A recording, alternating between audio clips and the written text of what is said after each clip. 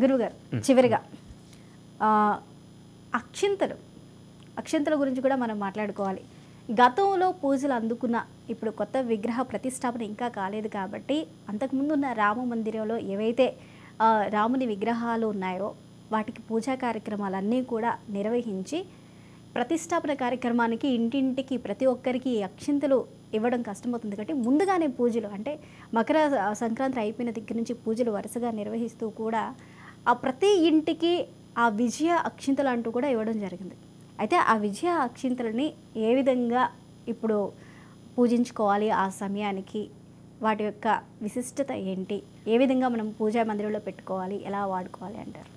మామూలుగా మనం ఇప్పుడు ఉన్నటువంటి మన విశ్వంలో ఉన్నటువంటి ప్రతి మానవుడు కూడా ఖచ్చితంగా పూర్వజన్మలో ముఖ్యంగా అయోధ్యావాసులు ఆ తర్వాత భారతీయులు ఖచ్చితంగా రామచంద్రుల వారి యొక్క వనవాసములో ఏదో రకంగా మనము సేవ చేసిన వాళ్ళమే.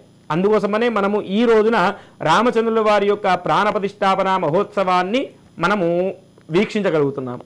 అయితే రామచంద్రుల వారి యొక్క ప్రసాదము అందరికీ కలగాలి, ఆయన యొక్క ఆశీర్వాదము అందరి మీద ఉండాలి అనే చెప్పి ఉద్దేశముతో ఇంతకుముందు ఉన్నటువంటి విగ్రహానికి పూజించబడినటువంటి అక్షంతలు, అదేవిధంగా మన రామచంద్రుల వారి యొక్క విగ్రహ ప్రతిష్టాపనకు సంబంధించినటువంటి ఎటువంటి విఘ్నాలు కలగకుండా అందరికీ రామచంద్ర వారి యొక్క ఆశీర్వాదం కలిగించాలనేటువంటి ఉద్దేశంతో పూజించబడినటువంటి అక్షంతలు ప్రతి రాష్ట్రానికి పంపించడం జరిగింది.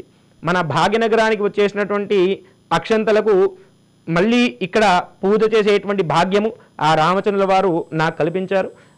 నేనే ఆ కలశాలన్నింటికి కూడా పూజ చేసి మళ్ళీ మన జిల్లా కేంద్రాలకు పంపించడం జరిగింది. జిల్లా కేంద్రం నుండి మండల కేంద్రాలకు, మండల కేంద్రాల నుండి గ్రామాలకు, గ్రామాల నుండి ప్రతి ఇంటికి కూడా ఈ యొక్క అక్షంతలను చేరవేయడం జరిగింది. అయితే ఆ అక్షంతలను ఈ రోజున ఏం చేయాలి అని అంటే 12:30 తర్వాత ప్రతి ఒక్కరు కూడా ఆ అక్షంతలు పెద్దవాళ్ళకిచ్చి శిరస్సు మీద వేయించుకొని తర్వాత కొన్ని అక్షంతలు మనము బీరువాలో లేదంటే లాకర్లో అక్షంతలను వేసి మనం తినేటువంటి బియ్యములో ఒక 2 గింజలు కలుపుకొని ఉండినట్లయితే అది అక్షయ్య ఫలితం ఇస్తుంది. అంటే మనకు ధనరూపంగా కానీ లేదంటే ఇంట్లో మానసిక ఉత్సాహం కానీ ఇవన్నీ కూడా శుభాలు కలిగిస్తుంది అనేదానికి చిహ్నమే ఈ యొక్క అక్షంతల యొక్క సరఫరా. అందుకోసమనే ఈ రోజున ప్రతి ఒక్కరు కూడా 12:30 తర్వాత ఆ రామచంద్రుల వారి యొక్క ప్రతిష్టాపన మహోత్సవం తర్వాత అందరూ కూడా ఆ రామచంద్రుల వారే మీకు అక్షంతలు వేసినట్టుగా భావించి అక్షంతలు శిరస్సు మీద వేసుకొని కొన్ని అక్షంతలను మీ యొక్క లాకర్లో వేసుకొని మరికొన్ని అక్షంతలను బియ్యంలో కలుపుకొని ఎప్పుడు కూడా అందరూ సుఖంగా ఉండాలి.